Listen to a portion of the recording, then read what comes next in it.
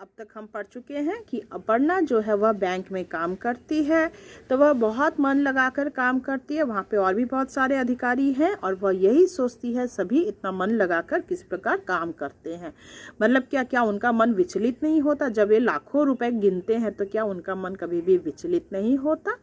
तो वहाँ पर बैंक में जो है देखते हैं कि जब पैसा हिसाब में मिल जाता था तो अच्छी बात थी, और जब हिसाब नहीं मिलता था, अगर 10 पैसा का भी हिसाब नहीं मिलता था तो उन लोग 7 बजे तक बैठे काम करते। जब तक पूरा हिसाब नहीं मिल जाता था तो वे बैठे सब स्टाफ जो है मिल बैठे काम करते थे। तो उसे इस बात का बहुत आश्चर्य होता था, भाई 10 पैसे का बात है, कोई अपने जेब से दे दो तो ही हो जाता सॉल्यूशन। मगर क्या है, उनका मानना था, बैंक के कर्मचारी यही कहते हैं कि इस प्रकार हम लोगों को क्या है, मन लगाकर काम करना चाहिए, यह हमारे उसूल के खिलाफ है। ठीक है, तो ये जो बैंकिंग का सिद्धांत जो है वह शत्रु है। इस प्रकार पैसा अगर हिसाब से नहीं मिलता अपने जेब से दे दे, ये क्या है, बैंक का जो उसूल है इसके खिलाफ है। इस प्रकार हम नहीं कर सकते। तो यहाँ पर बैंक में भी 10 बजे से लाइन लग जाती थी। जो भी आते थे रुपए जमा करने के लिए गड्डी पैसा लेकर आते थे। यहाँ तक सेठ लोग आया करते थे, गंदे मैले कुचैले, मतलब जहाँ से बदबू मारती थी, मतलब कपड़े इतने गंदे हुआ करते थे। वह कभी कभी सोचती कि भाई देखकर तो नहीं लगता कि इतने रुपयों के मालिक हैं, तो जब लाख रुपए जमा कर रहे हैं तो क्या अपने कुछ पैसे से क्या है अपने कपड़े नहीं धुलवा सकते हैं? मगर वह कभी मुंह खोलकर नहीं बोल सकती थी। यहाँ तक जो ट्रेशर जो सहेलियाँ को वह यह भी पता थी, यहाँ पर जो ट्रंक में करके जो कुली रुपए लेकर आते हैं, लाखों रुपए लेकर आते हैं, उनकी तनख्वाह भी सिर्फ 10 रुपये हैं। मगर उनके दिमाग में भी कभी भी चोरी का ख्याल कभी भी नहीं आया। तो सहेलियाँ हंसकर यही कहती कि अगर उनके स्थान पर उन लोग कार्यरत होती तो वे ज़रूर चोरी कर डालते। तब अपर्णा क्या कहती है कि जिम्मेदारी जब पड़ती है, जब सिर पर जिम्मेदारी पड़ती है तो क्या है, ईश्वर उन्हें इतनी शक्ति दे देती है कि वह चोरी नहीं करते। तो इसके आगे हम पढ़ेंगे, पेज नंबर 71 खोलिएगा। सच यूटोपिया ही लगता है। हर आदमी अपने काम में इतना मुस्तैद है, मतलब हर कोई जो है काफ़ी अपने काम में बिजी रहता है, इतना चौकस है कि इस संस्था और उसकी प्रणाली पर ही गर्व होता है। यकीन न हो, किसी दिन आकर देखो। 2-4 बार अपर्णा की सहेलियां उसके दफ्तर गई। तो 2-4 बार क्या है, अपर्णा की सहेलियां भी क्या करती थी, दफ्तर आया करती थी। पर अपर्णा काम में इतनी घिरी रहती कि वे लोग उठकर काफ़ी पीने भी ना जा सकी। पर क्या है, वो जब भी सहेलियां भी आती थी तो वो उठकर जो कॉफ़ी पीने जाएगी उतना वक्त भी नहीं मिलता था, वह काम में इतनी बिजी रहती थी। अलबत्ता मेज पर ही कॉफ़ी मांगकर पी ली गई है तो दोस्तों के लिए वहीं पर वह कॉफ़ी मंगवा लेती थी, वहीं पर उन लोग कॉफ़ी पी लेते थे, बाहर नहीं जा पाती थी। सहेलियों ने मुंह बनाई है तो 10 से 5 तक का जेल है। इसीलिए सहेलियां भी कहती है ये तो 10-5 का जेल है, जहां बाहर ही नहीं निकल पाओ तो ये तो पूरा जेल है। अपर्णा मुस्कुरा दी। उसे पता था कि वे नहीं, उनकी कुंठा बोल रही थी। ये वे दिन थे जब अपर्णा आशा और विश्वास से भरी हुई थी। उसे जगह जगह लिखे नारे भी अच्छे और अर्थपूर्ण लगने लगे थे। परिश्रम ही देश को महान बनाता था। तो जो नारे लगे हुए थे बैंक में तो वो देखती थी, जहाँ पर लिखा था परिश्रम जो है देश को महान बनाता है, अनुशासन आज की ज़रूरत है, कड़ी मेहनत, पक्का इरादा, दूरदृष्टि। तो ये सब नारे उसको और बहुत मतलब इनकरेज किया करता था। उसे रात में सपने भी इस तरह के आने लगे जैसे दिन में उसके ख्याल थे। दिन में जैसे ख्याल थे, रात में उसके सपने थे। सपने में उसे क्या दिखता कि वह अपनी ही शाखा के में एक सहयोगी की पत्नी बन चुकी है। रोज सुबह 9:30 बजे वे दोनों अपना अपना लंच बॉक्स थाम कर इकट्ठे स्कूटर में रवाना होते हैं। दोनों का एक जॉइंट अकाउंट है और घर में दोनों की मर्जी से कामकाज होता है। तो ये वह दिन में जो सपने देखती थी, रात को भी वही सपने देखती थी कि वह किसी अपने ही कलीग से उसकी विवाह हुआ होगा, एक साथ टिफ़िन लंच बॉक्स पैकिंग होगा, दोनों स्कूटर में बैठेंगे, दोनों एक साथ, दोनों का क्या है एक जॉइंट अकाउंट होगा। तो ये सब सपना देखती थी। ये निहायत मुमकिन किस्म के सपने थे। अगर हो तो हो सकता था, मगर उस ऑफिस में कोई अनमैरिड था ही नहीं और अगर हॉल में एक भी आदमी अविवाहित और नौजवान होता तो ये पूरे भी हो सकते थे। अगर कोई अनमैरिड होता तो हाँ वो सपना पूरा हो सकता था, ठीक है भाई। मगर मौजूदा स्टाफ में सब लोग इस कदर विवाहित थे कि उनके बारे में सोचना भी फिजूल है। मगर वहाँ पे सबके सब क्या है, मैरिड थे, और इस प्रकार की सोच भी गलत हो सकती थी। दफ्तर में 2 महिलाएं और थी। तो दफ्तर में क्या है, 2 महिलाएं थी। उनकी अपर्णा से कोई प्रतिद्वंदिता नहीं थी, मगर बहुत घनिष्ठता भी नहीं थी। दोनों मतलब और भी 2 फीमेल स्टाफ थे, मगर उनमें कोई क्या बताएं, मतलब बहुत क्लोजनेस भी नहीं था या बहुत कंपटीशन है आपस में, ऐसी बात भी नहीं थी। उन दोनों की आपस में बनती थी। कभी कभी अपर्णा को सतर्क करना भी अपना कर्तव्य समझती थी। पर वे दोनों महिलाएं जो हैं अपर्णा को सतर्क करती थी कि इन पुरुषों से थोड़ा सावधान रहना, जो पुरुष स्टाफ हैं उनसे सावधान रहना।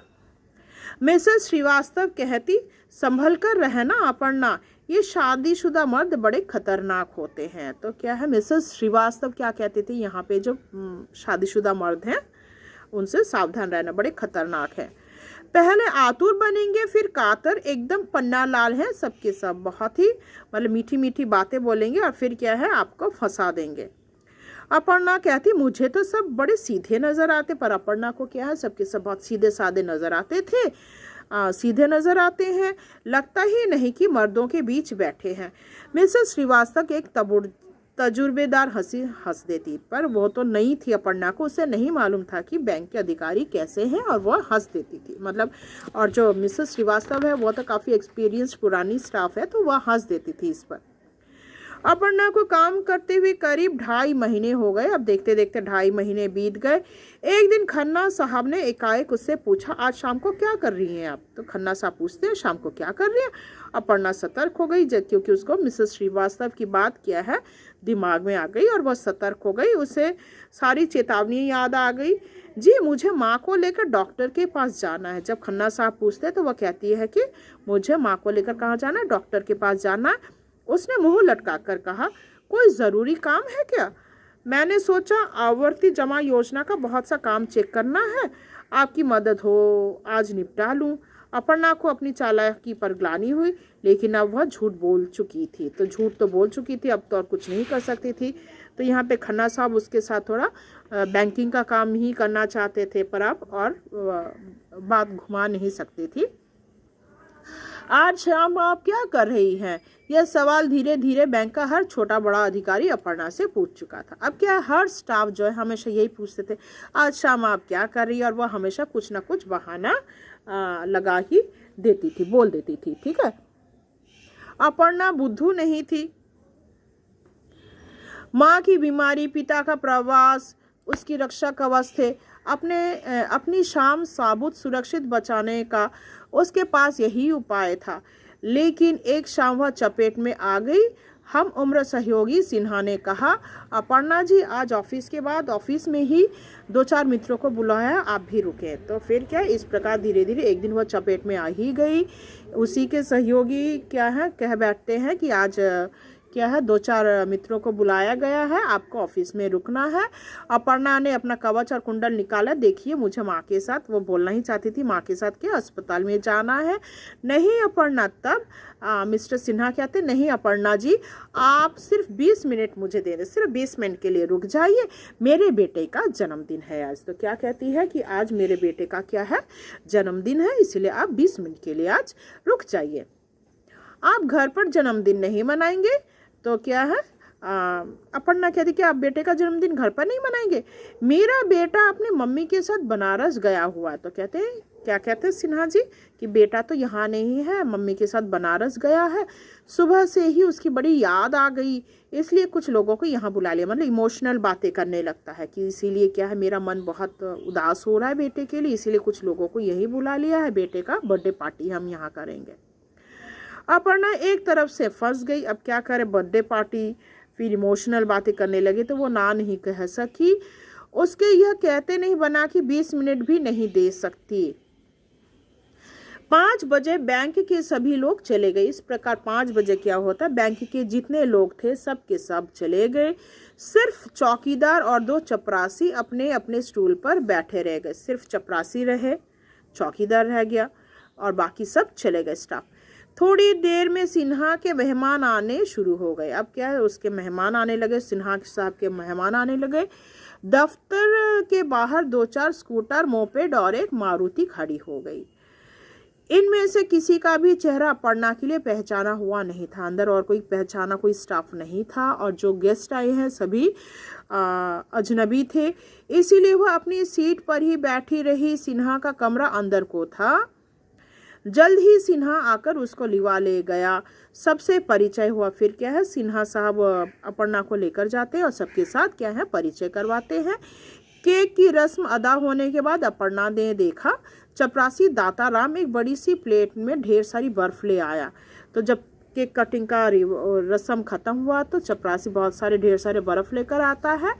इसके पहले कि वो चीज़ों को समझे, बात की बात में न जाने किस कोने से विस्की की बोतल लाकर मेज पर रख दी गई। कहाँ से पता नहीं विस्की की बोतल आ गई। बैठे लोगों के थके चेहरों पर एकाएक स्फूर्ति आ गई। सबके सब बहुत खुश हो गए कि भाई दारू आ गया है। सिन्हा ने मेज की दराज से ग्लास निकाल लिए। तो फिर वो क्या करते, सिन्हा साहब क्या करते हैं, ग्लास निकालते हैं। एक्सक्यूज़ मी, अपर्णा ने कहा और उठ गई। अपर्णा ने जैसे ही देखा कि दारू का बोतल आ गया तो वो एक्सक्यूज़ मी बोलकर वहाँ से उठ खड़ी हुई। उसे और वहाँ नहीं रुकना चाहिए, उसे लगा अरे अरे आप क्या अनर्थ करती हैं, बैठिए। पर अब सिन्हा साहब जोर करने लगे, बैठिए आप। सिन्हा ने उसे रोका। जी नहीं, मैं जाऊंगी, अपर्णा ने दृढ़ता से कहा और बाहर हॉल में आ गई। वह बोलकर वहां से चलने लगी। चपरासी और चौकीदार उसे कौतुक से देख रहे थे। छी, यह सब दफ्तर में चलता है और आप लोग रोकते भी नहीं, अपर्णा ने कहा। अपर्णा ने क्या कहा कि दफ्तर में दारू चलता है और आप लोग क्या है, सिक्योरिटी हो, चौकीदार हो, तो आप लोग रोकते नहीं हो। हम रोकने वाले कौन होते हैं जब आप लोग नहीं रोकते?